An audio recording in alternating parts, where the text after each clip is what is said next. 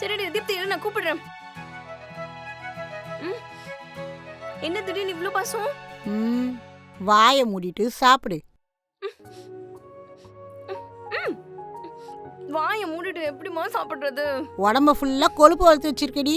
ம், சாம்பார் நல்லா தொட்டு கொடு. ம் சத்யா, இனிமே இந்த மாதிரி நடக்காம பாத்துக்கிறேன்டி. எல்லாத்துக்கும் சரி சரின்னு சொல்லிட்டு கடைசி நேரத்துல காலவாரி விட்டான் அந்த படும்பாய். ஏம்மா நீ இப்படி இவ்ளோ கோவப்படுற?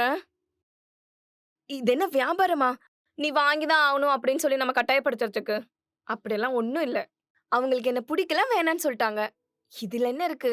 சொல்லப்போனா நானே எத்தனை பேர் வேணான்னு சொல்லிருக்கேன். இப்ப அவங்கலாம் என்ன திட்டுனாங்கன்னா உனக்கு ஓகேவா?